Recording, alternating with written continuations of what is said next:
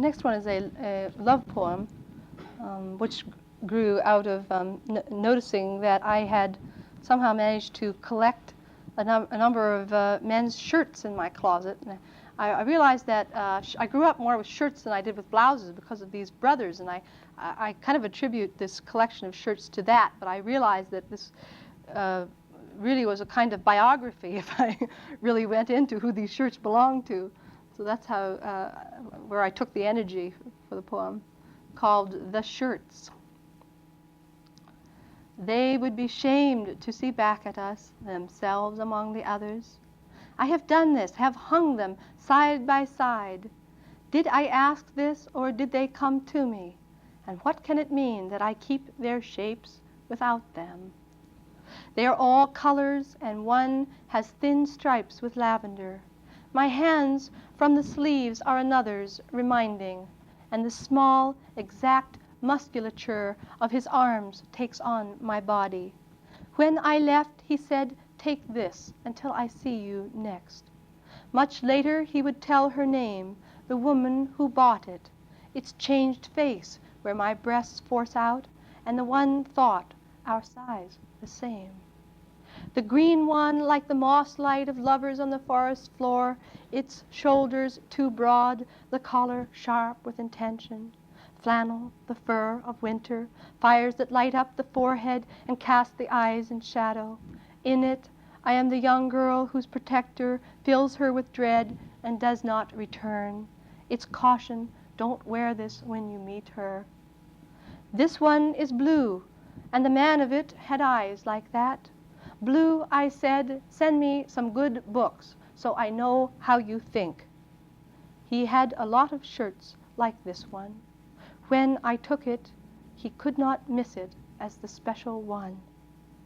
Only this have I given back, the red one, the one with the blotch of pitch that would not wash out. Fire shirt of the question, will it end? Man with the passion to burn his love out, in me, nightly, daily, the white hot tongs of love. He wears it to breakfast, wants pure maple syrup. He likes the pitcher full. He can stand the sweetness.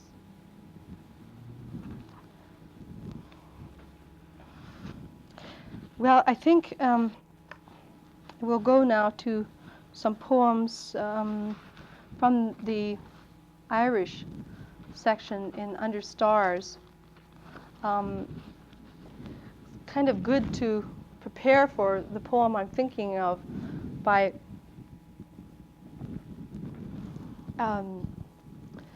giving you an idea of the ballads that I encountered there, which really gave me a lot of energy for these poems.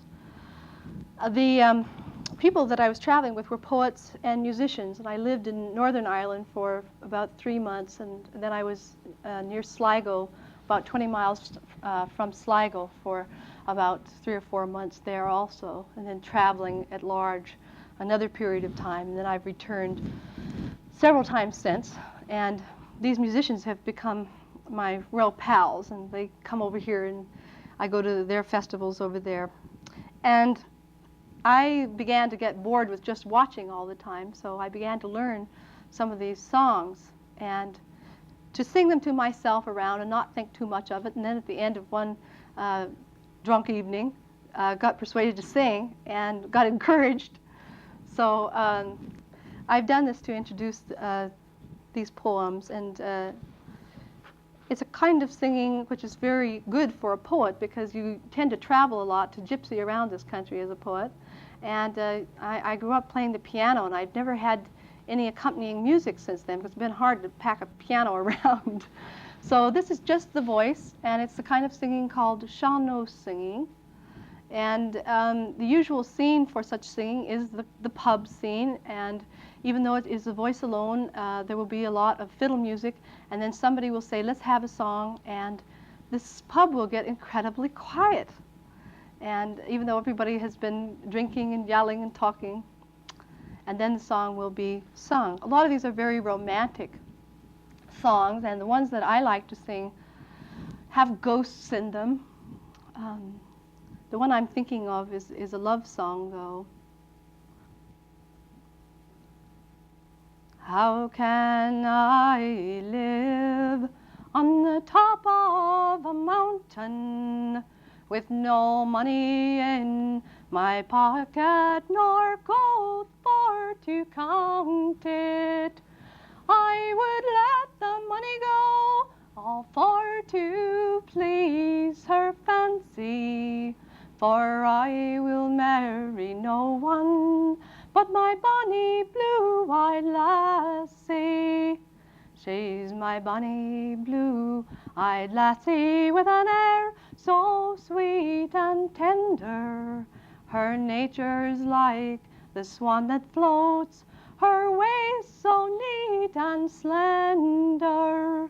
Her golden hair in ringlets rare falls down her snow-white shoulders, and I'll ask her for to marry me, and no man could be bolder. Well, some people say that she is very low in station, and more people say she'll be the cause of my ruination. But let them all say what they will, my love for her will prove constant still, till the day that I die. She's my own lovely lady. Gently swims the swan over the dark waters of opal, and sweetly sings the nightingale, all for my true love. The grasses grow, the moorcocks grow, the moon it shines so deeply, but deeper by far is me and my true love. Thank you.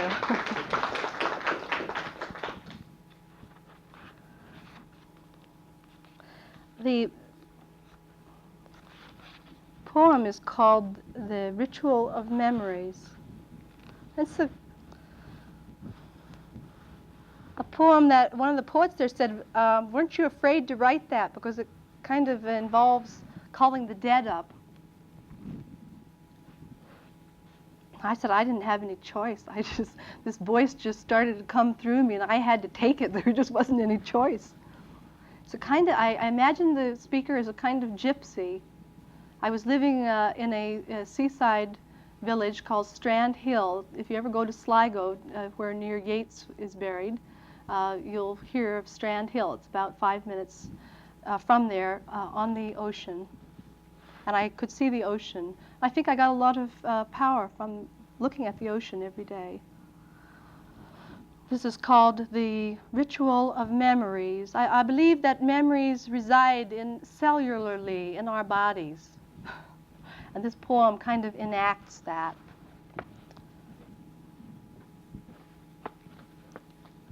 When your widow had left the graveside and you were most alone, I went to you in that future you can't remember yet. I brought a basin of clear water where no tear had fallen, water gathered like grapes, a drop at a time from the leaves of the willow. I brought oils, I brought a clean white gown. Come out, I said, and you came up like a man pulling himself out of a river with so many names, there was no word left for it but earth. Now, I said, I'm ready.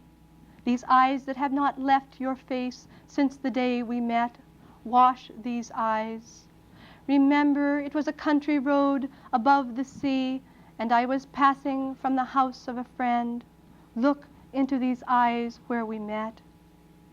I saw your mind go back through the years, searching for that day, and finding it, you washed my eyes with the pure water, so that I vanished from that road, and you passed a lifetime, and I was not there. So you washed every part of me where any look or touch had passed between us. Remember, I said, when you came to the feet. It was the night before you had asked the girl of your village to marry. I was the strange one. I was the one with the gypsy look.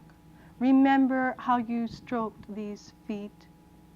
When the lips and the hands had been treated likewise, and the pit of the throat where one thoughtless kiss had fallen, you rubbed in the sweet oil, and I glistened like a new-made thing, not merely human, but of the world gone past being human. The hair, I said, you've forgotten the hair. Don't you know it remembers? Don't you know it keeps everything? Listen, there is your voice, and in it the lyre's charm that caught me.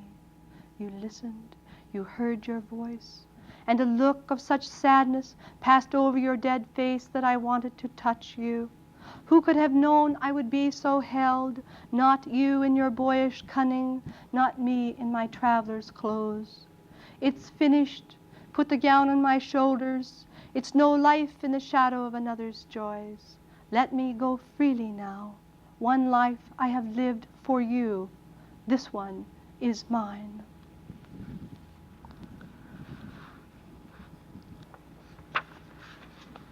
Here's another from that section. This has to do, one more little draft here.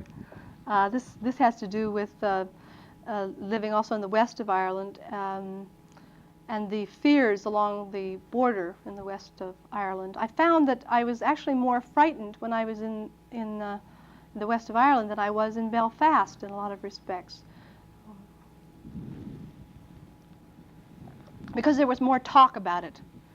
You couldn't afford to talk about it in Belfast because you just keep yourself scared all the time, and you had to live more closely with the actuality of violence breaking out around you, and you were searched daily anytime you went into a, well, you all know this, you've seen it on the news, anytime you go into a liquor store or a pub or a shop, you had to be searched. Women didn't have body searches except at checkpoints. But there are a number of these kinds of stories where people are broken in on in the middle of the night, just as Bernadette Devlin was broken in on here recently. And this poem was taken from a news clipping I read where a family actually was broken in on, but I sort of remodeled it a little bit. And I wanted it to reflect also the condition of Irish women there. The Ballad of Ballymote. We stopped at her hut on the road to Ballymote, but she did not look up, and her head was on her knee. What is it? We asked. As from the dreams of the dead, her voice came up. My father, they shot him as he looked up from his plate, and again as he stood, and again as he fell against the stove, and like a thrush his breath bruised the room and was gone. A traveler would have asked directions, but saw she would not lift her face. What is it? He asked. My husband sits all day in a pub and all night, and I may as well be a widow for the way he beats me to prove he's alive. What is it? Asked the traveler's wife, just come up to look. My son's lost both eyes in a fight to keep himself a man, and there he sits behind the door where there is no door, and he sees by the stumps of his hands. And have you no daughters for comfort? 2 there are, and gone to nuns, and a 3rd to the north with a fisherman. What are you cooking?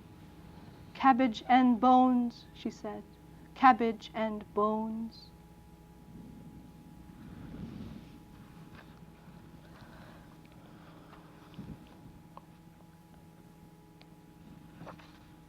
I'll read a poem I wrote for my father after I came back from Ireland. I've been away some time then, and my father is a retired longshoreman. He came to the Northwest, however, as a logger, and he and my mother were logging partners. They logged with horses when he first came to that part of the country. He came from Oklahoma and she came from Missouri.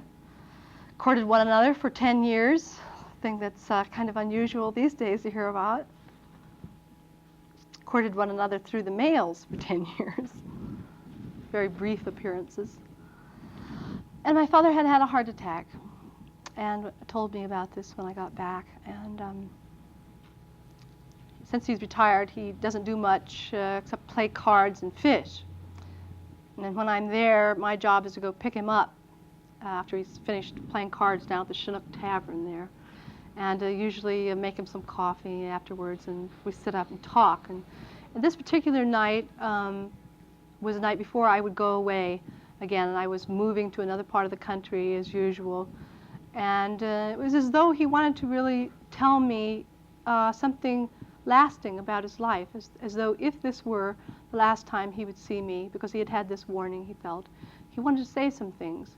Yet I thought, what, in remembering the occasion on the bus the next day, as I tried to write this poem, this very important poem, writing it on the bus, I thought that I appreciated the things he didn't say as much as what he did say, and thought of that as a generosity too. There's some things I really don't need to know.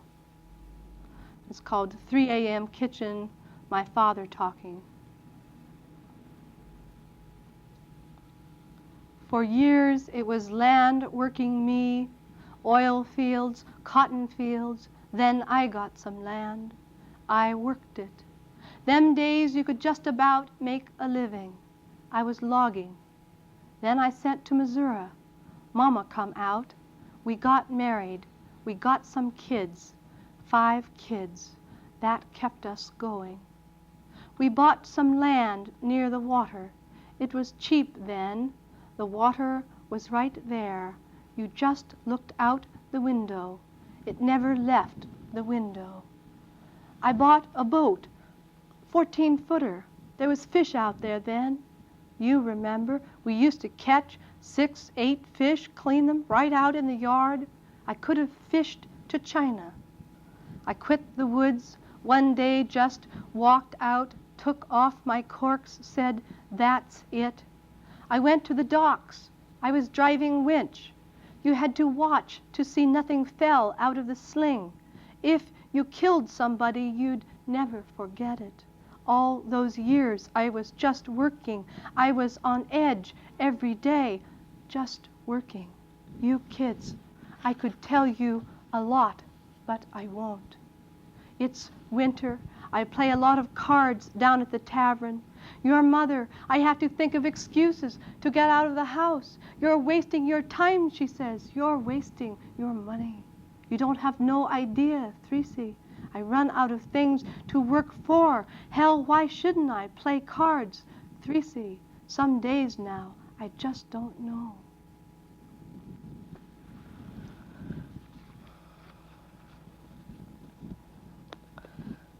I don't want entirely to forget this book, so I think I'll read just 2 more poems. One from my first book. Just a kind of little light lyric. One that doesn't have a lot of transportation in it. Just kind of sings about the snow country that we're living in. And I know you're tired of snow, as I am, but I wrote this up here, so it sort of begs to be read now that I'm back in the East. It's called Snow Heart. In our houses, the snow keeps us traveling. It says your life is where you are. The phone all day ringing by itself over the next lot isn't for you. The man with the perfect haircut makes a track across the lawn, holding his books like a breast. Snow Heart, you have said, don't cut your black hair. Love's the only debt. He's up again and riding the best mare 10 miles by moonlight, the spruce-backed fiddle under his arm. Dance us the next one too. If day comes, don't tell. Let the horse go home alone. Snow Heart, someone's horse circles the near house. There is snow on its back. And the poem I'll finish with is a poem that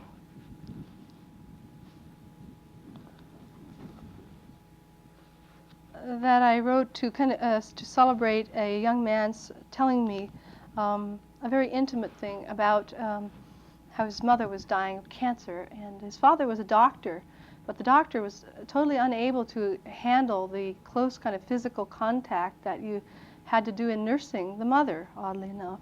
And so the son undertook this, and he said to me that he felt as though this were a rare experience, that very few men have this occasion to become bodily involved again with the mother, and that it had caused him to not to have a lot of hang-ups that he probably might have had with women, he thought. It has an odd title, which I don't know if I can even explain. I sometimes allow myself to have my little, I don't know, grottos, is that the word? And the title is called, Each Bird Walking. And I tried to explain this to a friend of mine in Boston. I said I must have a peculiar idea about birds. I thought that when I first saw birds, first became conscious of the idea of birds, I said to myself, if I knew how to fly, if I were a bird, I wouldn't ever come down. I would just stay up there. Why do they come down and walk? I said the Irish, when they find something they like to do, like drinking, they do it to complete extinction. But these birds, they want to walk. And I can remember as a little child seeing these pigeons walking and walking after them. You probably did this too on the town streets.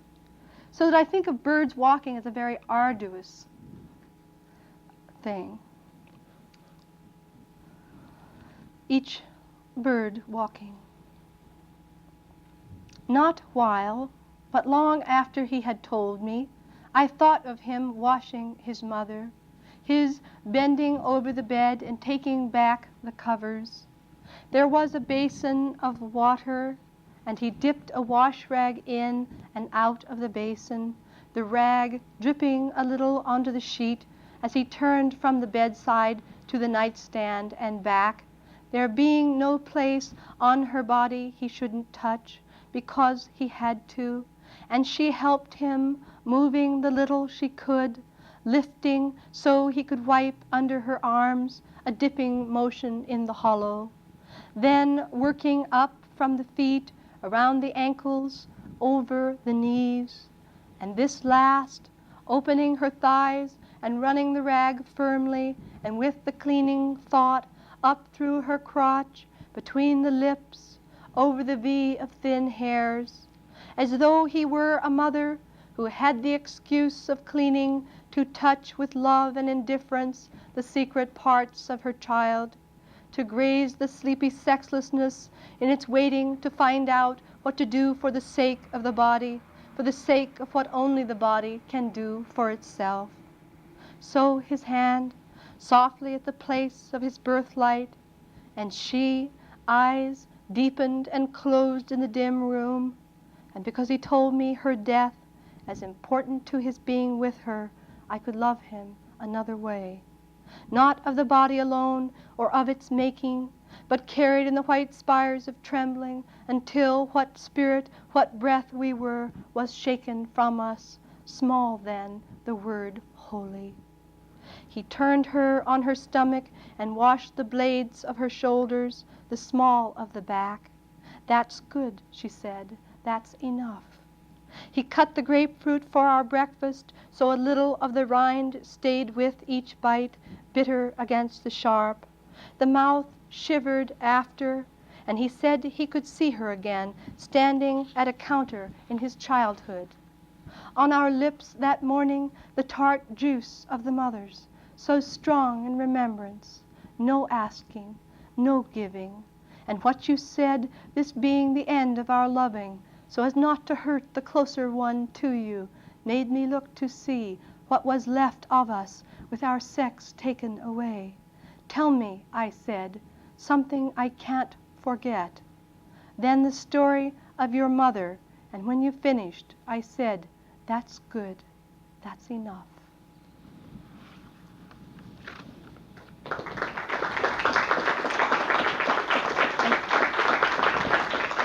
Thank you. very much.